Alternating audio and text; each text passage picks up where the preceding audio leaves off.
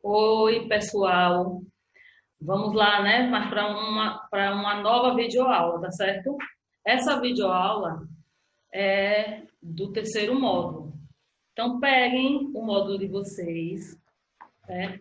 Terceiro módulo, aonde está lá nas páginas 7. Eu vou abordar o conteúdo da página 7, a página 9, né? Que é intitulado como Brasil na crise do sistema colonial, com algumas revoltas e rebeliões, tá certo? Uma dessas revoltas e rebeliões, nós vamos destacar a Inconfidência Mineira, tá certo? Então,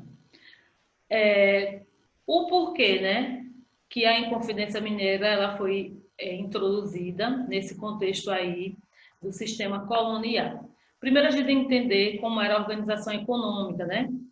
Nesse período, vocês já tiveram contato lá na terceira unidade, na segunda unidade, com um conteúdo que foi bastante significativo. Vocês aprenderam um pouquinho sobre esse período, que foi um período importante na nossa história, que foi sobre o ouro, né?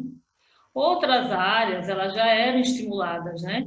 Nessa produção de gêneros de abastecimento para aí enaltecer as demandas de Minas Gerais. A produção do gado no sul e também no nordeste.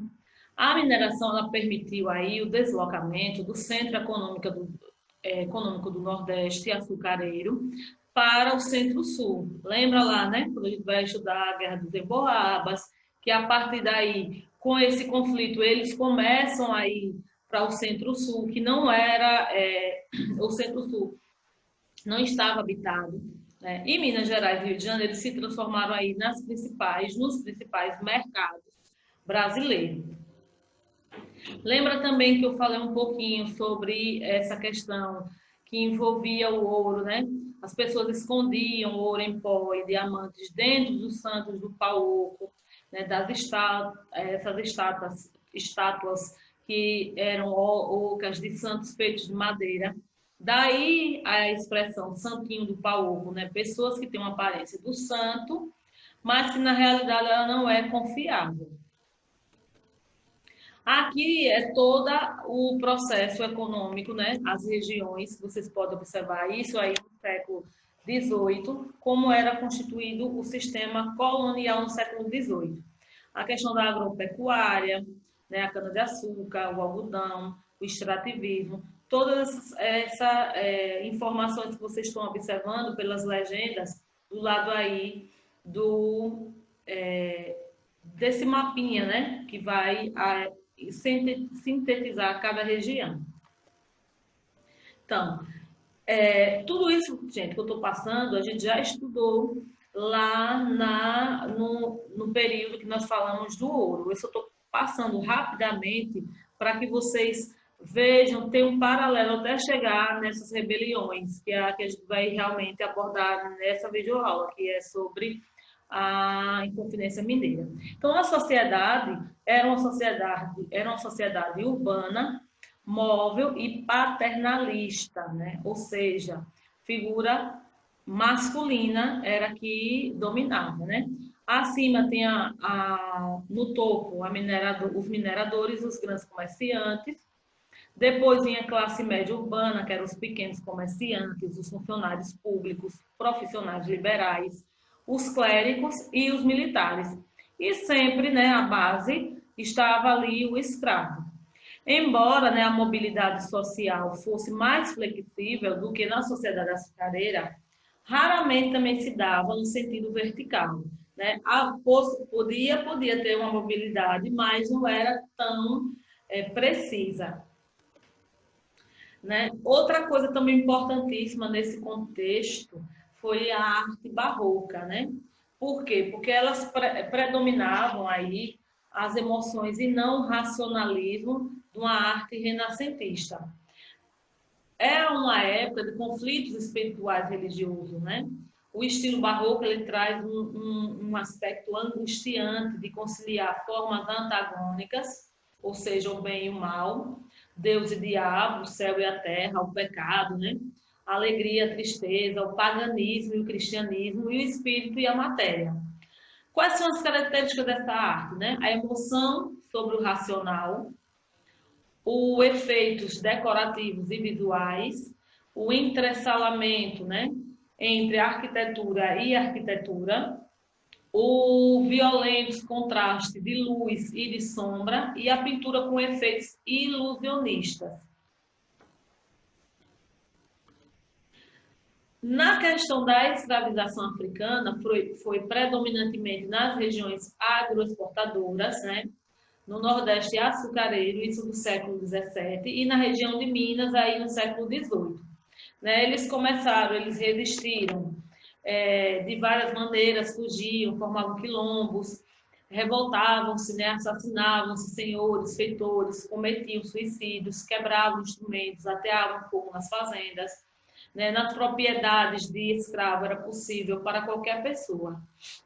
A escravização ela foi possível por meio de uma estrutura social africana. Os cativos eles eram importados e eles eram escravizados da África por africanos, né? E os reinos africanos capturavam, né, inimigos, os escravizavam e vendiam para os europeus. Eles eram trocados por fumos, aguardentes, tecidos e algumas vezes por armas de fogo. Mas tudo isso a gente vai observar dentro desse conceito, por isso que eu trouxe antes, para a gente observar o que foi a Inconfidência Mineira, né? Essa Inconfidência Mineira, a gente é um mínimo, mas qualquer pessoa já observou algumas características, ou sabe o que foi a Inconfidência Mineira, né? Foi um dos momentos também importantes, porque traz a figura de Tiradentes, né? Uma figura de uma pessoa que foi um mártir dessa revolução. Então, vamos lá, né? A Inconfidência Mineira ela é datada de 1789. Mineradores, fazendeiros, padres, né, intelectuais que enxergavam a situação do Brasil como um sinônimo do atraso, né? Eles protestaram contra os altos impostos, a distribuição dos cargos administrativos e a falta de liberdade de expressão. O que é que eles defendiam, né? Eles defendiam a quebra do pacto colonial e a liberdade econômica, né? Declarar a independência, e a capital seria São João del Rei, criar uma universidade em Vila Rica, acabar com o monopólio da exploração de diamantes e estabelecer aí o serviço militar obrigatório. Tudo isso, né? Tudo isso deu início aí à revolta, né? Planejavam aí tomar o poder no suposto dia, né?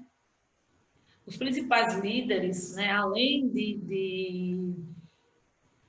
Além da figura de Tiradentes, foram outros também. Cláudio Manuel da Costa, Tomás Antônio Gonzaga, Domingos de Abreu, Joaquim Silvério dos Reis e Joaquim José da Silva Xavier, o Tiradentes. Sobre a economia, eles pretendiam apoiar a industrialização e não se pronunciaram a favor do fim do escravismo, da escravidão. Foi o único ponto que nenhuma dessas rebeliões elas tratavam, né? Vocês observaram o que é que eles planejavam em torno dessas revoltas, né? Mas na questão da exploração, da escravidão, não tinha nenhum ponto que abordasse, né? Eles não falou, né? Não foi falado em nenhum momento. A notícia sobre essas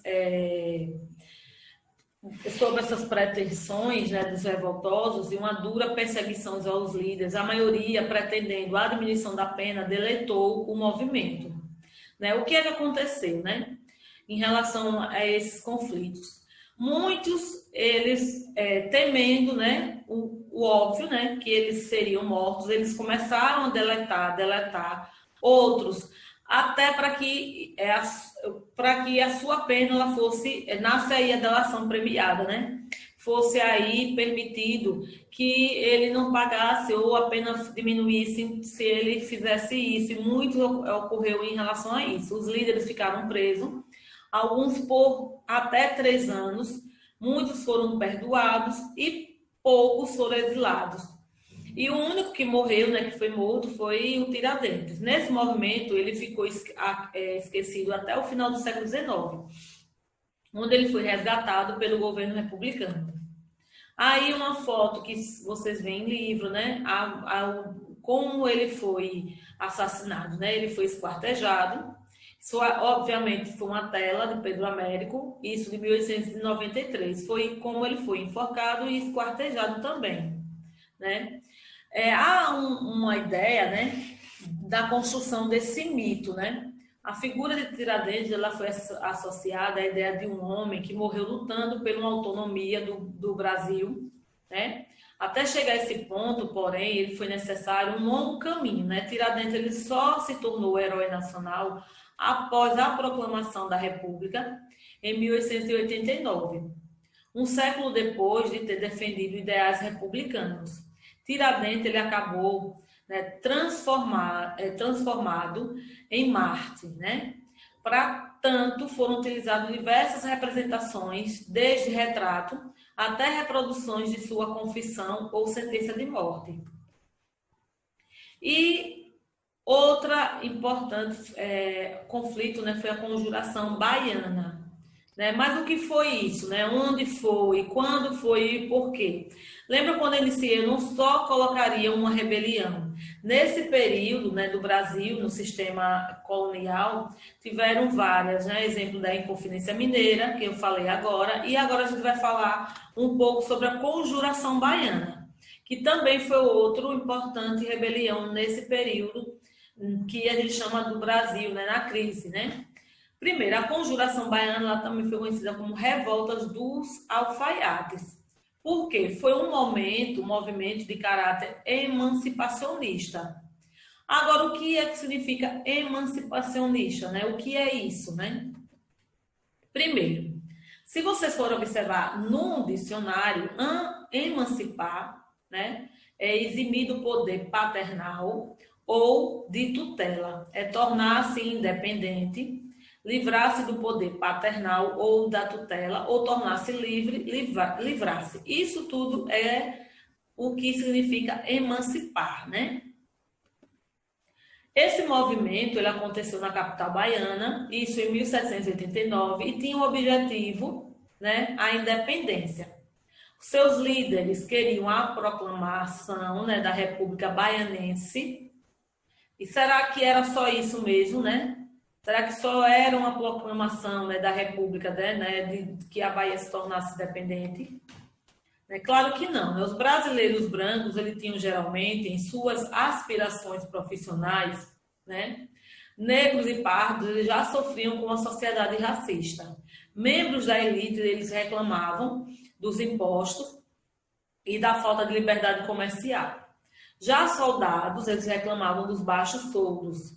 E a indústria de manufaturas era proibida, o que implica um grande número de artesãos na cidade. Então, o que vocês vão observar aqui? Que esse conflito, essa conjuração baiana, ela tinha vários anseios, até porque não era só um segmento da sociedade, né, que queria, que teve início esse conflito, né? Então, todos, dentro da sua característica, eles tinham as suas aspirações. Então, não era somente uma independência da Bahia, né? O principal objetivo, né? E qual foi o cenário? Como era que estava constituído naquele período, né?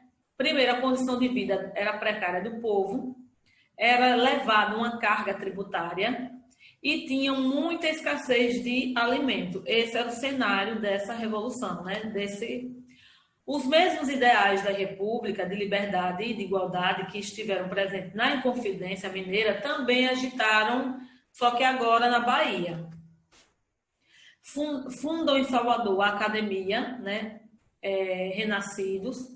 A conspiração para o movimento surgiu com as discussões promovidas pela Academia dos Renascidos e contou com a participação de pequenos comerciantes, soldados, artesãos, alfaiates, negros libertos, mulatos, e caracterizando assim como um dos primeiros movimentos populares daquele período, né?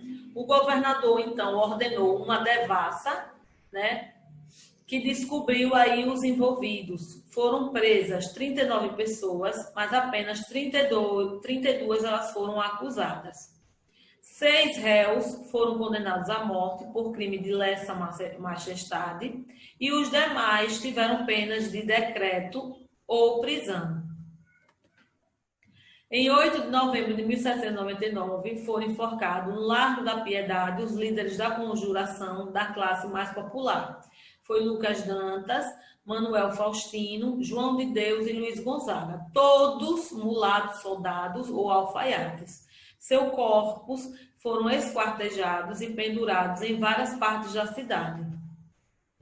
Aqui era como era constituído naquele período, né?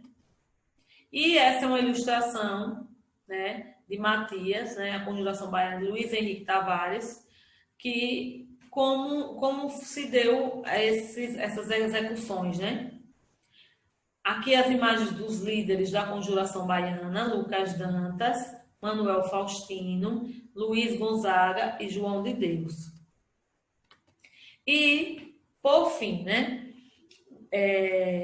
eu vou fazer a correção agora da atividade, então peguem o livro de vocês na página 5 e 6, que foi a atividade que eu passei da semana passada, tá certo? Na página 5 e 6, vocês teriam a primeira questão: identifique os grupos sociais que compunham a sociedade colonial na América Hispânica. Então, a divisão da sociedade colonial, ela assemelhava-se a uma pirâmide, né? No topo estavam os espanhóis, que eram detentores dos cargos públicos e eclesiásticos.